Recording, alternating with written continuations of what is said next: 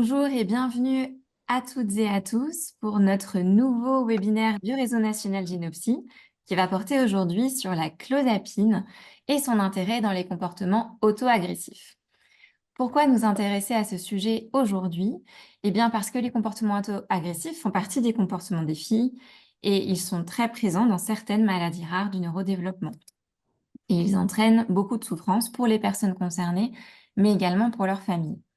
Comme professeur Lorca nous l'avait dit dans notre précédent webinaire, que vous pourrez d'ailleurs retrouver sur notre chaîne YouTube si vous le souhaitez, eh bien la clozapine, c'est un antipsychotique qui a un intérêt dans les comportements des filles. Et pour nous en dire plus sur ce sujet aujourd'hui, nous avons fait appel à nos 3 intervenantes expertes qui sont Dr Maud Rothermel, psychiatre au CHS Le Rouvray et membre du CRMR Genopsy à Rouen, Madame Julie Douague, neuropsychologue et coordinatrice du CRMR de Rouen, et qui accompagne aujourd'hui Julie, une personne concernée qui a bien voulu témoigner de son expérience dans ce contexte. Avant de leur laisser la parole, je vous présente le déroulé du webinaire. Donc, on va assister à une présentation, à un temps d'échange de 20 minutes, et ensuite, on aura 20 minutes pour prendre toutes vos questions et puis échanger de façon interactive. Pendant les présentations, merci de bien vouloir garder les micros coupés. Et si vous avez des questions, n'hésitez pas à les noter dans le chat qui est en bas de votre écran. Je vous rappelle également que ce webinaire est enregistré, donc si vous ne voulez pas être filmé, merci de bien vouloir couper votre caméra. Sans plus attendre, je vais partager la présentation. Hop. Hop. Donc pour cette présentation, on va commencer par le témoignage de Julie. Bon, alors Julie, on va pouvoir commencer. Je vous propose de vous poser des petites questions et puis vous répondez comme vous le sentez. La première, c'était surtout de vous présenter déjà. Moi, c'est Julie, j'ai 33 ans, je suis autiste à haut niveau et actuellement, je suis serveuse au restaurant Le 21 à Rouen D'accord, super. depuis le 21 juin 2021 et ça fait 3 ans et à partir au début de l'année prochaine, je m'en vais dans un autre restaurant pour découvrir le milieu ordinaire. Parce que je travaille dans un restaurant inclusif. Ok, super. Vous allez pouvoir nous partager un petit peu aussi à la fin cette expérience en tant que serveuse. Est-ce que vous pouvez nous décrire un petit peu votre prise en charge en psychiatrie, c'est-à-dire finalement le début du suivi, le nombre d'hospitalisations, les différents diagnostics qui ont été posés? En fait, en 2011, ça a commencé en 2011, mon parcours psychiatrique. Comment dire, en 2011, j'ai avalé des médicaments et ça m'a valu une première hospitalisation à Dieppe. Après, j'ai fait plusieurs prises de médicaments et puis plusieurs scarifications, euh, encore des hospitalisations à Dieppe.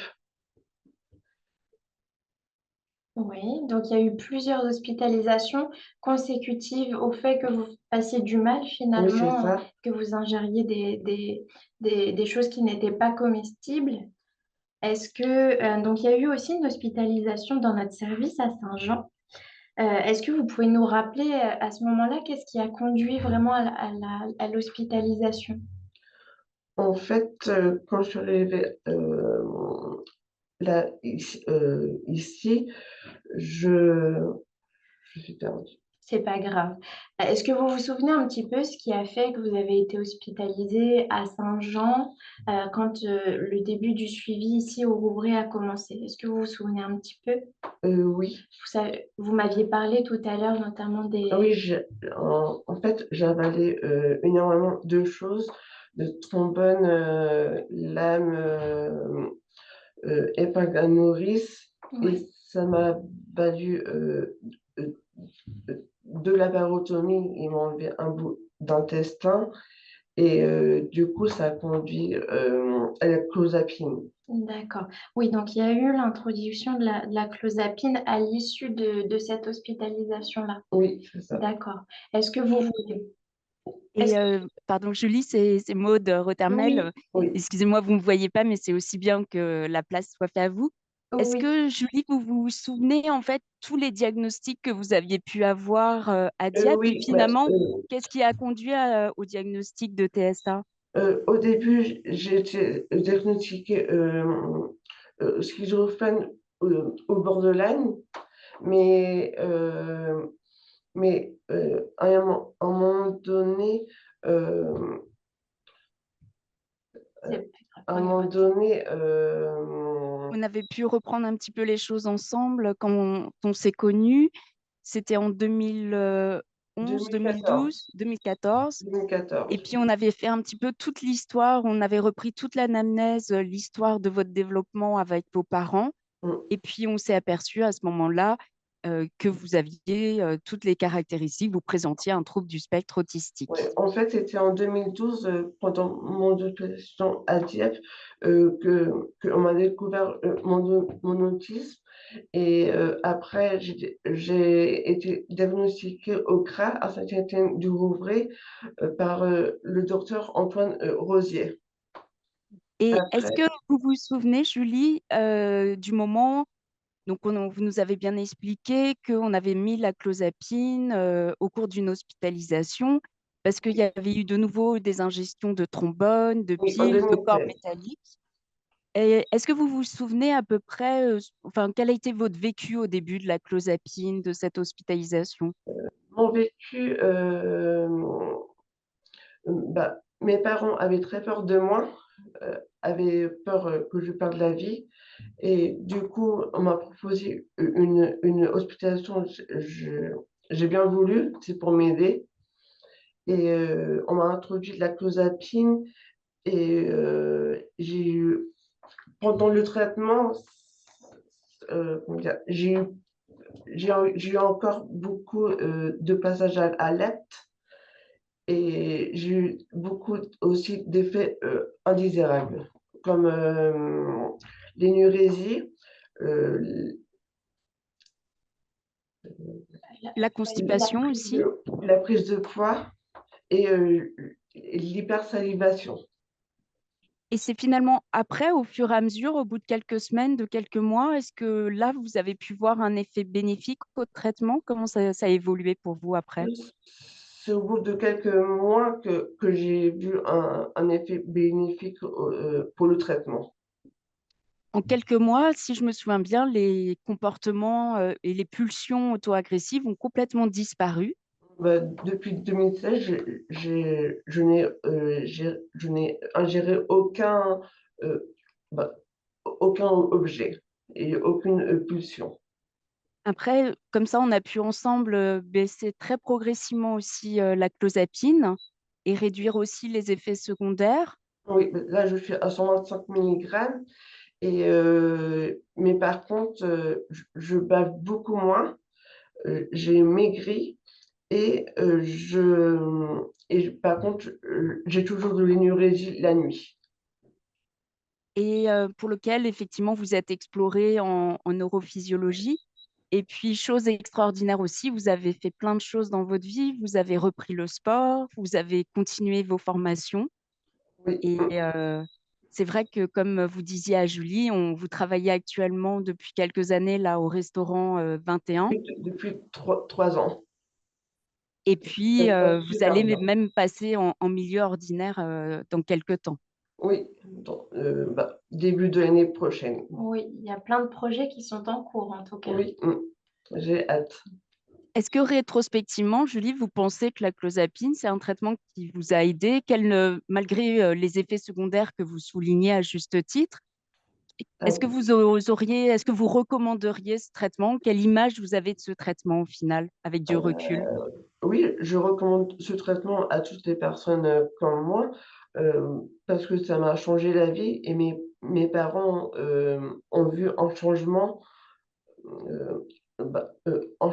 en moi. Je n'ai plus de passage à l'acte, de pulsion Et par contre, j'ai juste un effet secondaire qui reste en moi, le fait que je fais pipi au lit la nuit.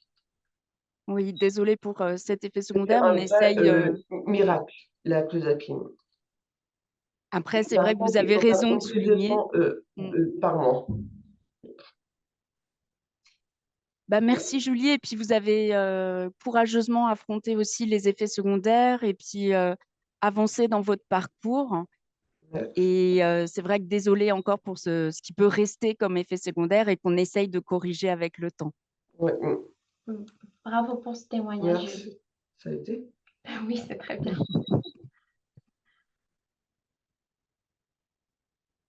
Alors, c'est vrai que suite à ce témoignage, on voulait vous reparler un petit peu des comportements auto-agressifs parce que Julie l'a bien expliqué, c'est quelque chose qui plonge la famille, l'entourage, les soignants dans une détresse absolue. Les comportements auto-agressifs, c'est ces comportements que l'individu s'inflige à lui-même euh, et provoque des blessures physiques. Alors, ça varie en fréquence et en intensité. Dans le cas de Julie, c'était vraiment l'absorption de corps métalliques étrangers, des trombones, des piles, des choses assez lourdes et qui ont conduit quand même à de la parotomie. Alors, les comportements auto-agressifs, ça peut être assez fréquent dans les troubles du spectre autistique. C'est à peu près 33 à 71 des cas. Comme Julie l'a bien expliqué, ça a conduit à de nombreuses hospitalisations, ça a diminué sa qualité de vie, ça a empêché à l'époque son intégration sociale, ça a nécessité aussi des interventions restrictives. Alors, dans la littérature, les comportements auto-agressifs, ça peut être associé à différents facteurs, comme la sévérité du trouble du spectre autistique ou la sévérité de la déficience intellectuelle.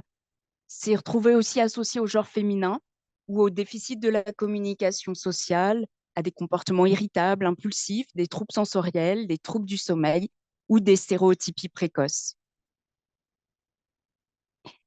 Alors, quels sont les mécanismes supposés des comportements auto-agressifs dans le TSA?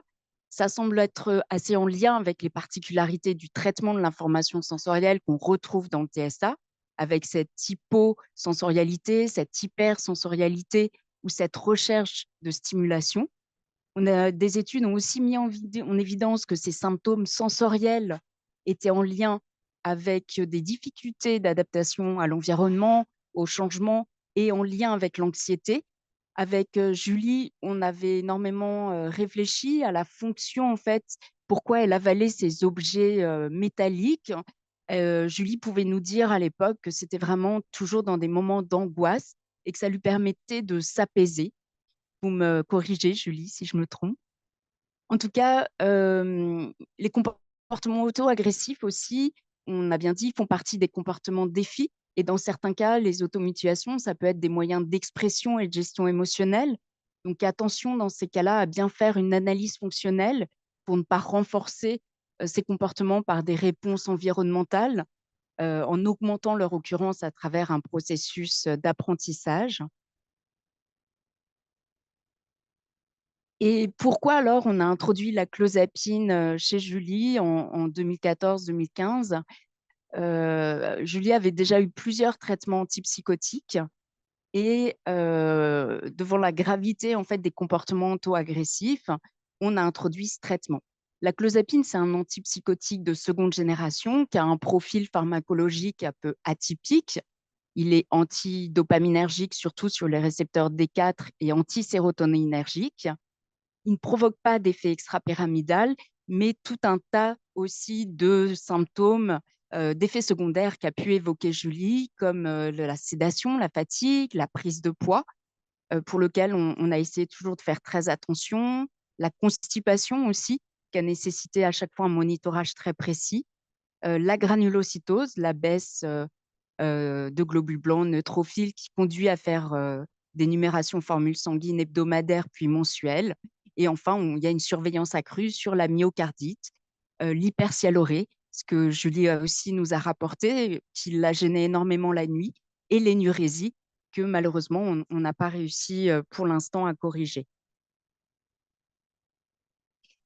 La clozapine, c'est vraiment la molécule des comportements violents dans la schizophrénie. Il y avait cette étude de Citrom en 2001 qui montrait que chez 157 patients hospitalisés pour une schizophrénie et qui étaient randomisés, attribués à plusieurs bras de traitement tels que la clozapine, l'olanzapine, la risperidone, l'haloperidol, et pour lequel on monitorait en fait les comportements agressifs, irritables, par une échelle d'évaluation. Entre la baseline, le début de l'étude, et à 14 semaines, seule la clozapine réussissait à une diminution significative des comportements agressifs et était supérieure à la risperidone ou même encore à l'haloperidol. Il y a une autre idée reçue qui tourne autour de la clozapine, c'est que la clozapine, ça tue. Eh bien non, les méta-analyses en fait sur les antipsychotiques vont plutôt dans le sens inverse, en montrant que la clozapine, c'est celui qui est associé au moindre risque de mortalité. Vous voyez sur le diagramme du haut, en fait, la clozapine avec comparé à d'autres antipsychotiques. Et la clozapine, en fait, c'est associé à une réduction des idées de tentatives de suicide ou des idées de suicide, et même quand c'est comparé à l'olanzapine, ce qu'on voit sur le diagramme du bas.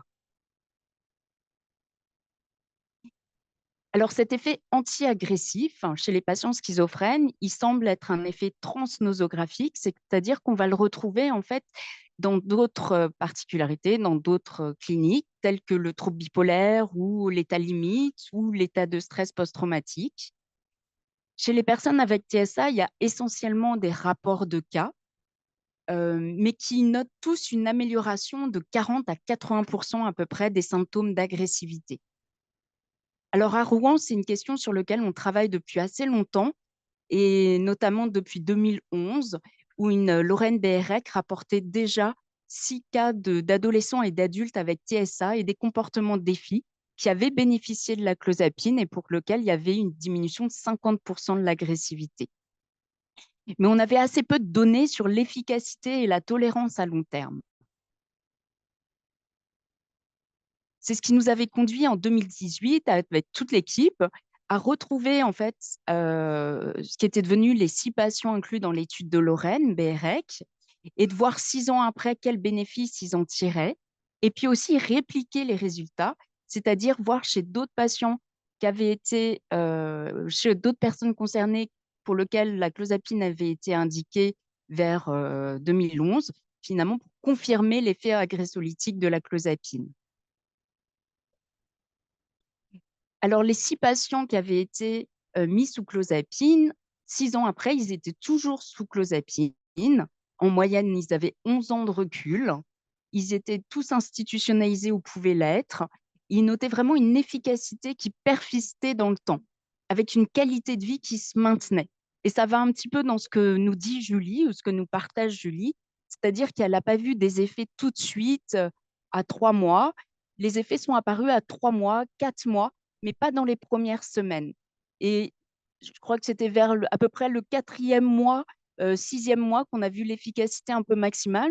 Et vous avez continué, Julie, à avoir de l'effet et peut-être avec un effet max même 1 an après. Oui, c'est tout à fait vrai ce que vous dites, Maud. En tout cas, chez ces 6 patients pour lesquels on avait maintenu en fait un effet sur du long terme, il n'y avait pas eu d'effet indésirable grave, mais majoritairement des effets secondaires qu'on retrouve tels que la constipation, la prise de poids ou le syndrome métabolique. Au final, il y avait quand même pour ces 6 patients une balance bénéfice-risque qui était restée positive.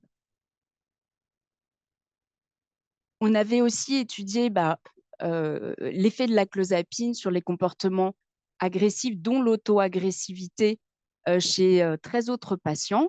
Sur ce diagramme, c'est représenté les comportements agressifs avant en bleu et en rouge après clozapine. Alors pour ça, on avait compté le nombre de jours où il y avait eu des comportements agressifs, auto-agressifs, hétéro-agressifs ou d'agressivité globale envers les objets, 6 mois avant et 6 mois après la clozapine. Et ce qu'on avait vu avec les données chez tous ces personnes concernées, c'est que la clozapine avait diminué l'agressivité de environ 65%, ce qui était vraiment pas négligeable, et notamment chez certaines personnes, comme Julie, une disparition totale des comportements auto-agressifs. Donc, quelle est la tolérance? Bah, Julie en a bien parlé, en fait. Il y a pas eu d'effet indésirable grave, mais quand même un certain nombre d'effets secondaires qui a nécessité, en fait, qu'on monitore à chaque fois la clozapine, qu'on essaye de baisser le dosage, qu'on essaye vraiment de trouver un meilleur ratio bénéfice-risque pour vraiment privilégier la qualité de vie. Et c'est exactement tout ce que a nommé Julie, hein, la constipation, l'énurésie, que malheureusement, désolé, on n'a pas réussi à corriger, l'hypersialorée, qui est surtout nocturne. Julie me disait qu'elle mettait souvent des serviettes sur son oreiller, mais je crois qu'elle a arrêté récemment. Euh, une tachycardie, et puis effectivement le syndrome métabolique ou d'autres effets secondaires communautaires tels que la leucopénie ou le risque majoré de crise d'épilepsie. Mais là, concernant c'est en fait, avant le traitement, je ne salivais pas beaucoup, mais pendant et après, je salivais beaucoup. Mais là, avec la diminution de mon traitement, de la clozapine, je, je salive beaucoup moins. J'ai Wow. remarqué une amélioration. Ah, super. Donc au final, il y a une efficacité ou pas mal de données ou de rapports de cas, ou grâce au témoignage de Julie, ben, on sait il semble avoir une efficacité a priori très importante de la clozapine dans les comportements agressifs qu'on peut retrouver dans les maladies rares ou dans le TSA. Alors c'est vrai qu'il n'y a pas de différence de tolérance avec la schizophrénie, et puis il faut vraiment qu'on s'attache à améliorer la tolérance de ce traitement en essayant vraiment d'obtenir une optimisation du traitement. En tout cas, on a vu qu'il y a des effets sur le long terme avec un gain sur la qualité de vie. C'est vrai on dit souvent à Julie dans le service que c'est vraiment une passion. Enfin, on est très très fiers d'elle. On est très fiers de tout le parcours qu'elle a traversé, le courage qu'elle a mis dans les soins, dans son engagement dans les soins, parce qu'au début, la clozapine, effectivement, ça l'a fatiguée, ça l'a constipée, c'était pas extrêmement facile. Mais maintenant, on est vraiment ravis de la voir s'épanouir de mois en mois. Et puis, vraiment Merci bravo beaucoup. aussi à toute l'équipe du 21. Merci beaucoup. Est-ce que vous voulez ajouter quelque chose, Julie? Compléter le projet, Je suis fière de moi pour ce beau parcours que j'ai fait. J'en ai fait voir de toutes les couleurs à mes parents. Et là, dans quelques mois, je vais dans un autre restaurant vers dans le milieu ordinaire. Super.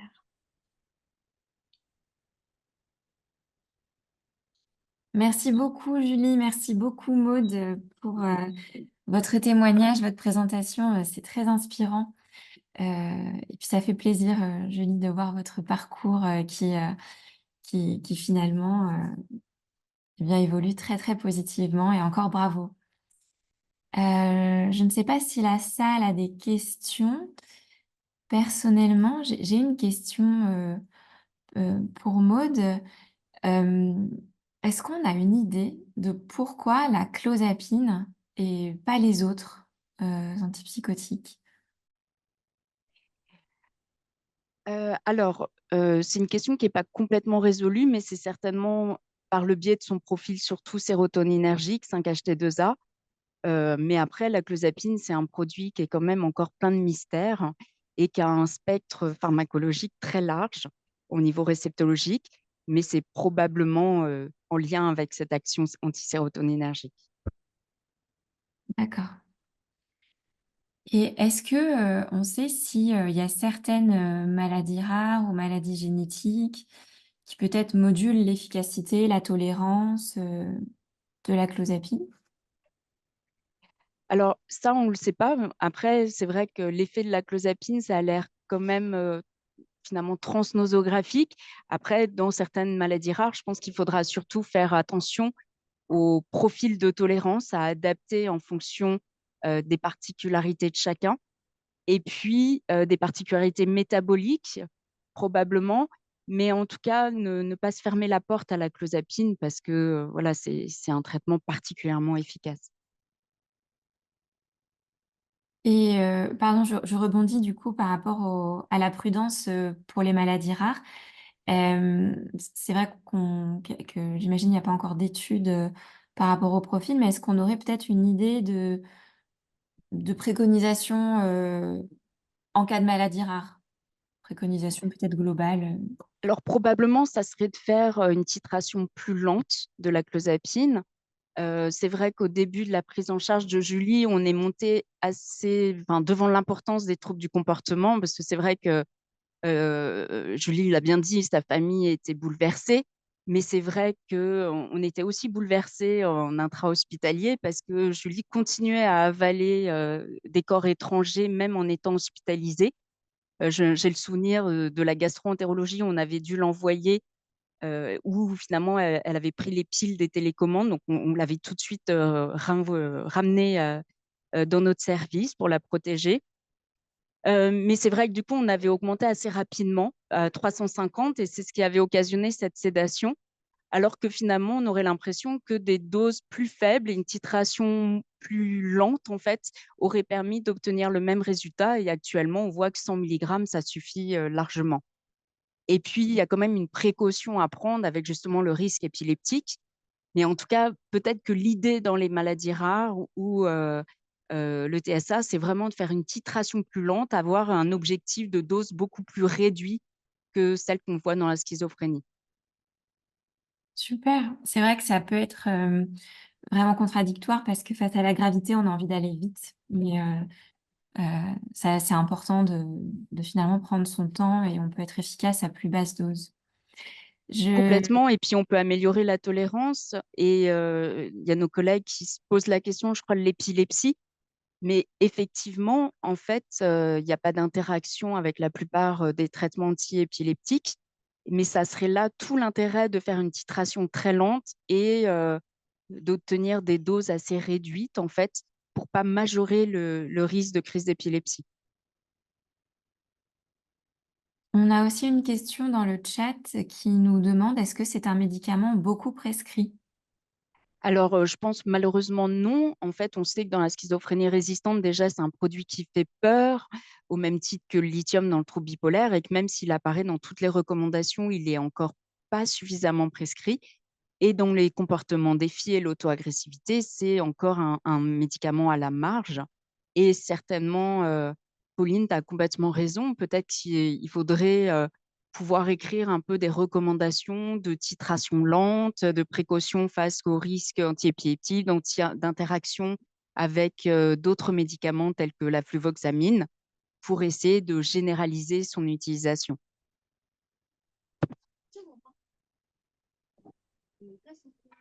Alors, je crois qu'il y a quelqu'un qui a un micro peut-être d'ouvert, on n'entend pas bien, je suis désolée.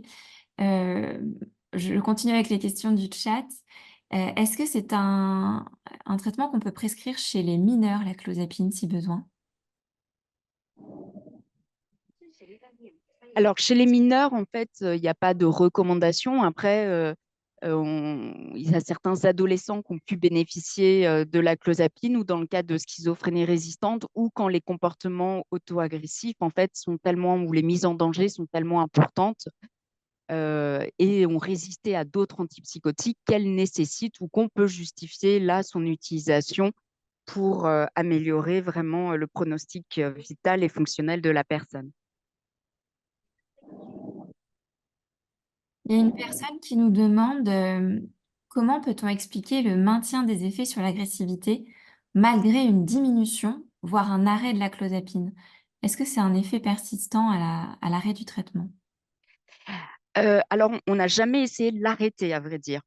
Alors, probablement que rétrospectivement, en fait, on avait commencé trop fort et que la dose de 350 était trop importante. Mais là encore, voilà, on était un peu dans l'urgence. On voulait apaiser Julie durablement. Mais peut-être qu'en fait, on aurait pu tout à fait titrer beaucoup plus lentement et obtenir les mêmes effets à 100 mg. Et actuellement, dans le service, en fait, chez des personnes qui ont des TSA ou d'autres maladies rares avec des comportements agressifs, sans retard, sans déficience intellectuelle, on titre plus lentement avec des objectifs de dosage beaucoup plus faibles. Et finalement, on a tout à fait un effet agressolytique important. Oui, même avec des petites doses finalement.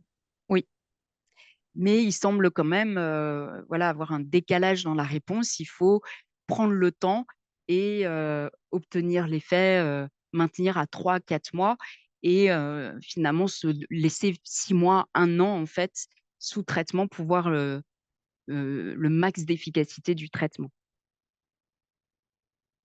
Alors, je tombe sur une question qui, je pense, va intéresser beaucoup de monde, donc je la pose tout de suite, mais j'oublie pas les autres hein, dans le chat. Une personne témoigne que son enfant a un syndrome de Smith-Magenis. On a proposé la mise en place de la clozapine, mais la personne nous dit que c'est un suivi très contraignant, avec une prise de sang toutes les semaines sur plusieurs mois. Et la personne demande est-ce qu'on est obligé de faire ces prises de sang?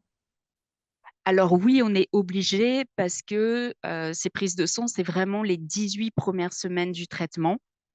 C'est là où il y a le risque en fait de baisse des globules blancs, des neutrophiles, des leucocytes, qui est maximal. Et donc c'est vraiment très important de le faire. C'est comme ça qu'en fait la clozapine, après avoir été utilisée dans les années 70 et enlevée du marché, a été remis dans les années 80. Et il faut vraiment le faire. C'est pour ça aussi qu'il y aura jamais de forme injectable. Après, il y a de plus en plus de groupes de recherche qui se demandent s'il faut continuer de le faire sur plusieurs années. Alors que pour l'instant, voilà, dans les recommandations, on continue à le faire de façon mensuelle. Mais c'est vrai que c'est un engagement sur les 18 premières semaines, c'est assez contraignant, mais c'est vrai que les effets bénéfiques sont tels que ça vaut peut-être la question, ça vaut en tout cas de se poser la question. Tu as du succès, Maud. Il y a plein de questions dans le chat, donc j'enchaîne. Est-ce que la clozapine est efficace pour les symptômes de persévérance? Alors, plutôt non. Euh, sur les alors les symptômes de persévérance, je ne sais pas si c'est plutôt finalement, j'assimile ça à des comportements un peu obsessionnels, compulsifs. Et la clozapine va réduire le niveau d'anxiété de façon très importante. Après, de là à dire que c'est un symptôme cible, pas forcément. Mais ce qui est vrai, c'est que de toute façon, il y a un effet anxiolytique très fort et une meilleure adaptation au stress et à l'environnement. Est-ce que le dosage de la clozépinémie est toujours intéressant si le traitement est à long terme? Alors, par exemple, chez Julie, à part au début, on a monitoré un peu la clozapinémie pour voir comment elle l'absorbait, la métabolisait. À vrai dire, là, c'est une surveillance complètement clinique. Et je crois qu'on a pas, on fait une clozapinémie de temps en temps, peut-être une fois par an ou même pas. Mais en tout cas, là, la surveillance, elle est surtout métabolique, de la numération formule sanguine et on dose plus vraiment le médicament. De toute façon, on n'a pas vraiment de normes dans cette indication. Les clozapinémies supérieures à 350, c'est surtout vrai dans la schizophrénie. Oui, c'est plus les effets secondaires finalement au long terme. Bah, en fait, on sait que dans la schizophrénie, il faut des clozapinémies supérieures à 350, voire 450 pour être efficace sur les symptômes de la schizophrénie. Dans l'indication des comportements agressifs, il n'y a pas vraiment de normes référencées. Donc, le suivi, il est avant tout clinique, en fait. Et quelqu'un nous demande si c'est efficace à la fois sur les comportements auto et hétéro-agressifs. Alors, c'est enfin, ça a surtout été étudié dans les comportements hétéro-agressifs.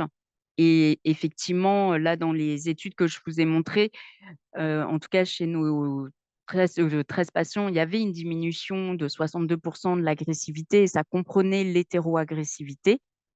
Et bah, vous avez l'exemple de Julie où ça marche aussi dans l'auto-agressivité et sont des données qui sont rejointes par la littérature sur les troubles borderline, où on voit aussi une diminution des comportements auto-agressifs, même si on manque encore d'études et que ce sont des données qui nécessiteraient d'être répliquées. On va bientôt devoir s'arrêter là, mais on va prendre encore quelques questions. Euh, Double question pour toi, Maude. Est-ce qu'il faut un bilan biologique avant l'introduction? Et quel serait ton protocole de titration lente, si tu peux préciser? Si on l'écrivait ensemble, Pauline, c'est ça? Alors, de toute façon, il faut faire un électrocardiogramme, il faut faire une numération formule sanguine plaquette, un iono, une fonction rénale, un bilan hépatique. Après, de toute façon, faire aussi un bilan lipidique, une glycémie à jeun.